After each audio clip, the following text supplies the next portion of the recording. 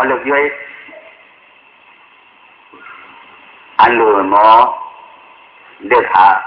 ลองเจตังพวกเทศการกรรมนี่เป็นอธิกะอายุอย่างคนหนึ่งป้องกันหน้าเสียมาป้องศีลาเสียมาป้องภาวนาเสียมาเทศการที่ทั้งเสียมาผู้มันเป็นกรรมเนาะเมื่อการมันเป็นกรรมวันนี้เสียใจหนึ่งก็ว่าหมอป้องนั่นพวกนี้กรรมมันสั่งพิษสั่งตนที่เดก็เลยที่ไหนกรรมมันนอนเนี่ยมันมีไว้หลายนิ้วมีไว้หลายนิ้วเลยพวกนี้กรรมหลังนั่นนิ้วหนึ่งกรรมเถิดนั่นนิ้วหนึ่งกรรมล้ำเลียกรรมถูกล้อกันนิ้วหนึ่ง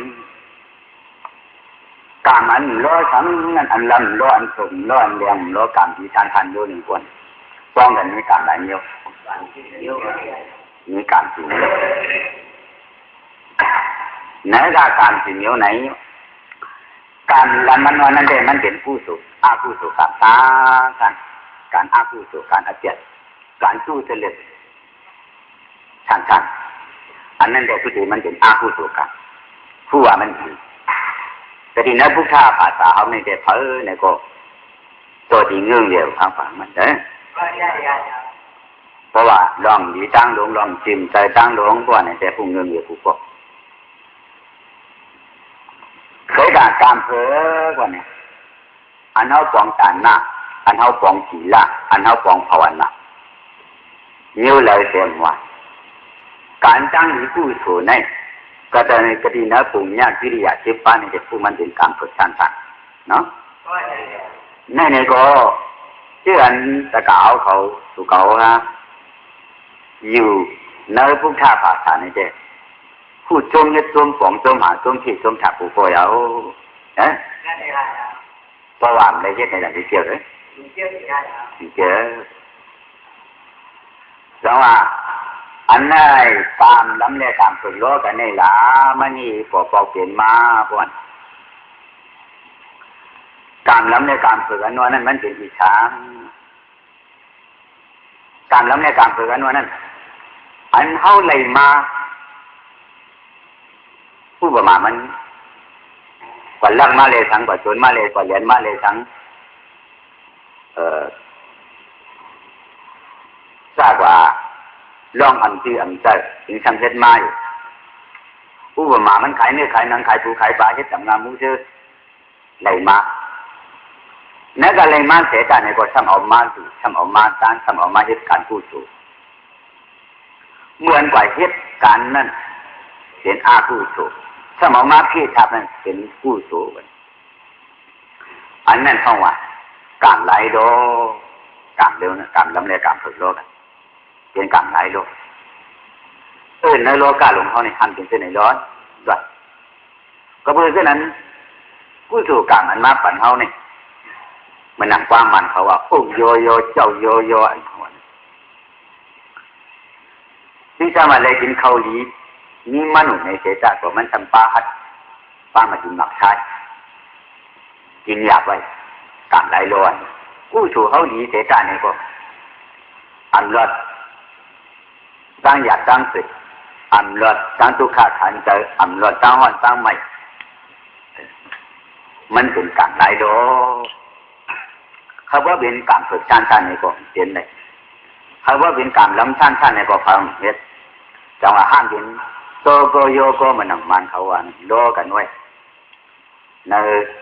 กู้สู่เลยอากู้สู่สองอันโลกันนั่นห้องสามนายโลจังหวะนั้นก็การสาม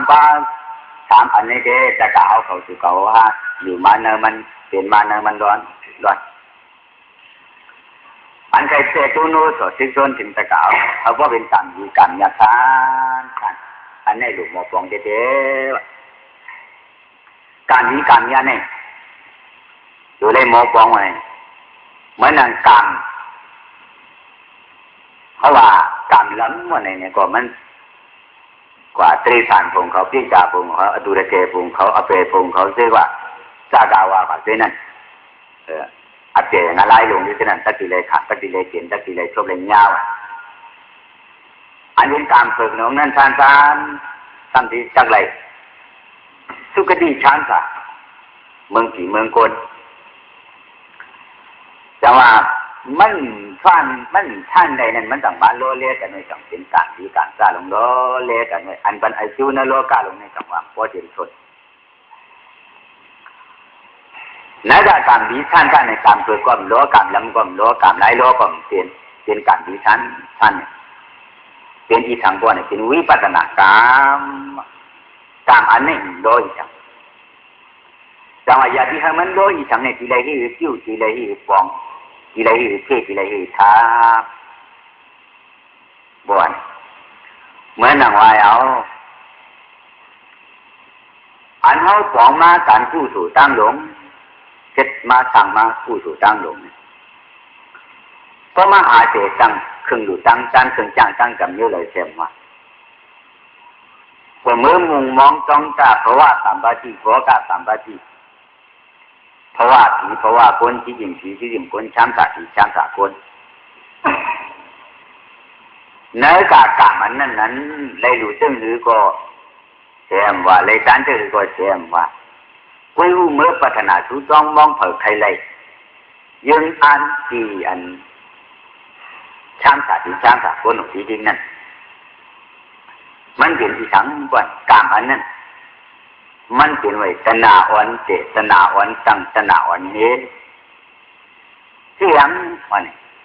ก็เพื่อจะได้ถ่ายอย่างมือเจ็บใครไล่ผ่านมองจ้องจักอันเป็นเพราะว่าผีเพราะว่าคนที่จริงผีที่จริงคนอันนั้นห้องวัตนาเจอใครไล่นั่นเป็นตนาเจอจับจ้อยกามไล่นั่นเป็นผู้ประดานอันเขามือเหตุการณ์ผู้สู่ฐานหน้าเจริญเลสังสีละเลสังภาวนาเลสังนั่นเป็นสินขายะกามาภาวะสังวาสนาผู้ประดานกามาภาวะวันนี้ในปฏิสัตสมุปบาทนี่เงี้ยไว้ในปิสุปันจงสมุทัยนั้นจังหวะเพราะมันเป็นตนาอ่อนหูตนาอ่อนยึดตนาอ่อนเตี่ยวอ่อนทางตั้งดงนี่มันจะกี่เลยเป็นกรรมหลายรวมมึงมาถึงเอาก็เวทนาอยากเดียวมันพอโลนั้นโลภยุมีทั้งหลังตัณหามานะเทธิป้าปินสัตยาถางป้าตัณหาอันนั้น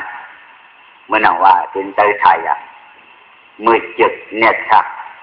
จับเปลี่ยนผู้กระดักอันมือเจอันจับเปลี่ยนไว้คอยช่วยไว้การมาเพราะว่าอันพวกของเช่นสั่งการดีการด่าตั้งลงนั้นเป็นกรรมะเพราะว่าเนื้อเขาเส้นนี่เปลี่ยนตนาอุทิไว้ความมันเขาว่าตนาอุทิความใจหลวงเขาว่าตนาวันโหตนาหน่อยมันซ้ำไถ่มือเจ็บไทยไรเป็นตนาการเล่นช่วยเลยจับจ้อยเผยมองจ้องตามันเป็นผู้ประดับก็ในเขาจังเฮ็ดจังฟองจังเท่จังทักมันทักจางดูจางต้านจางกรรมนั่นเป็นกรรมะเพราะว่าซื้อในเป็นไว้อันอ่อนโหโทตั้งมันเป็นอวิสัชนาจังหวัดตนามาหน้าวันนั้นมันเป็นหัวใจแขนสูงใจหมาหน้าใจหมาหน้าใจสั่งใจจ้วงก็เลยอยู่เลยจ้าในที่เลยครับพมดูเลยเจ้าเขาพมตาในเจ้าเขาพมมักเจ้าเขาพมนี้เจ้าเขาพมแช่เจ้าเขาพมผู้เจ้าเขาพมหันเจ้าเขา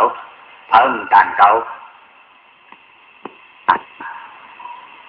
เขาอันวันนั้นตั้งเป็นใจจีแท้กายอาใจจีจังหวะเพราะมันต้องรออยู่แต่นามาหน้าใจจีป้าปินสัตยาเนี่ยจะกี่เลยเป็นกับหลายรอเด็กทีเดียวกับเป็นกับหลายทีเดียวจังหวะมันก็เป็นกรรมที่ทานสร้างการมีนิสัยสั้นๆจังเป็นคำก็อยากเดียวโบโลจองโลจินนั่นหันมันก็เป็นคำอันขังไพ่คำเจ็ดคำสั่งนั่น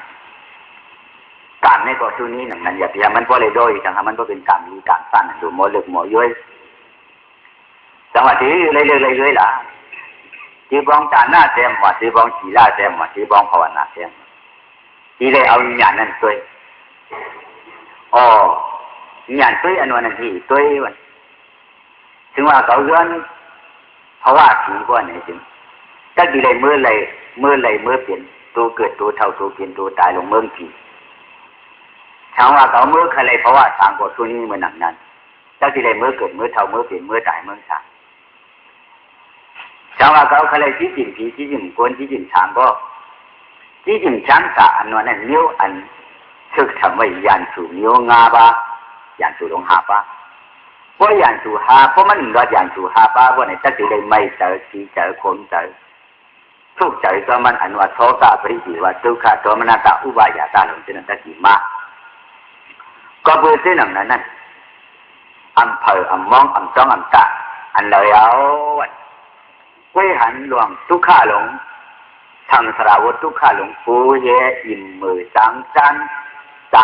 ปิ่นพันหย่องยันปูเฮไว้เลยเว้ยใครเผยมองจ้องตาอีหามักปูนิปันเตียนพุ่นหลอดตั้งเกิดตั้งเท่าตั้งเปลี่ยนตั้งใจ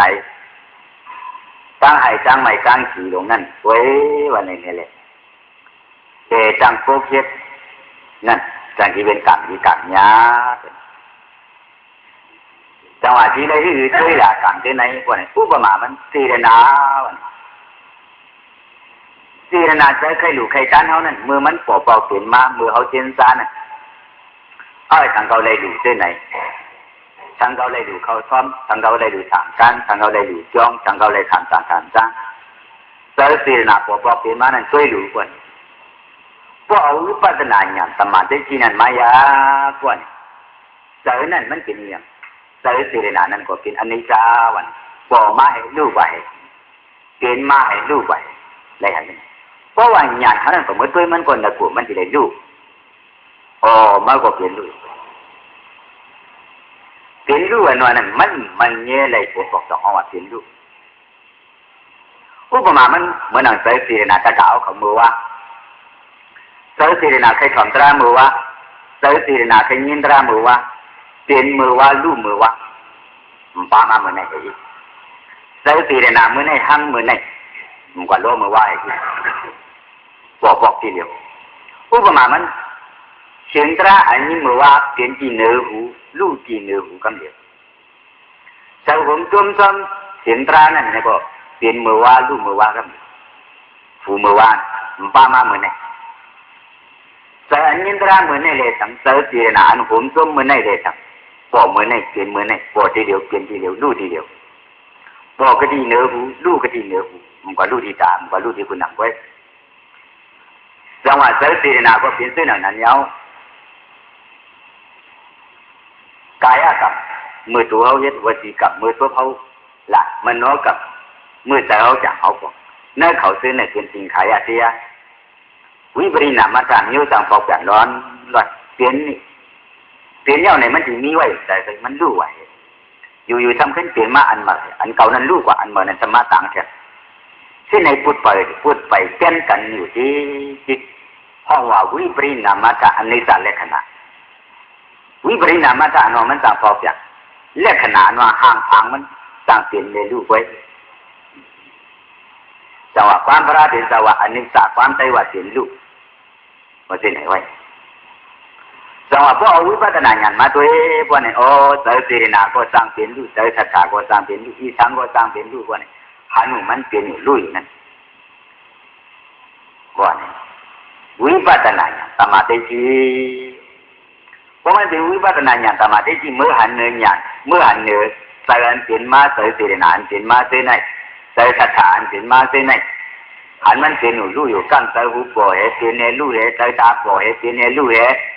เจอคุณนังปล่อยเปลี่ยนในรู้เลยทราบว่าเส้นไหนอันผู้ซ้อมอยู่ผู้กำนั้นเปลี่ยนซ้อมมาเพราะมันเปลี่ยนซ้อมมาอย่างไหนกันในสนาก็ปะสนาที่ถ่ายอย่างมือเจ็บมันปะมันน่ะอันที่หัวใจแขนสูงซ้อมมันในก็จางอยู่ปะที่อันว่าเป็นเก่าเป็นเมื่อในก็ปะเที่ยงปะพวกขณะนี้ก็เลยหันมันเปลี่ยนอยู่รู้อยู่นั่นถึงตาฉายามันถึงตาเนี่ยชักมันน่ะอันที่ว่ามือเปลี่ยนหัวใจแสนสูงมันน่ะเกาดีเกาจ่าเกาจักคู่เกาของเกาอุกจากเกาอันนั้นนี้เลยมือหันมันเปลี่ยนอยู่รู้อยู่นั่นเว้ยที่อันว่าเป็นเกาเปลี่ยนเมื่อเปลี่ยนผู้กูชัดแต่ว่าเกาหลู่เกาจ้างเกาจินเกาย่ำเกาป่าเกาไปเกาจ้างเกากำนั่น มันมีอยู่มีหนักมีขัดหาบาไปนั่นก็อยู่นำขันตาลงเส้นในพอซ้ำเสียอยู่รู้อยู่กูสิ่งกูยันนั่นเล่นหยันเบื่อหันนั่นห้องวิปัสสนาสมาธิที่จังหวะพอหันเส้นนั้นเลยหยาเขาเมื่อพูดเส้นนั้นเลยเอาปีหยาอูจีอเพราะว่าคนที่ดิ่มคนจากกว่าเส้นในโลกาลง30 ไปถูกในเปลี่ยนทุกข้าลงจริงๆว่าเนี่ยเล่นหยานั้นเมื่อหันทุกข้าต้องว่ารู้ไว้ทุกขติสักอุปัญชามูวันไหนมา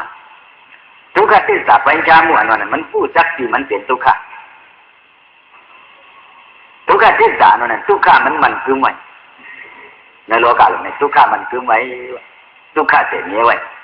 เสียงทุกขะเสียนี้มันคือกว่ามือเป็นกันแล้วก็ที่เลยเป็นทุกขะกว่ามือเลยขันฐานแล้วก็ที่เลยเป็นทุกขะ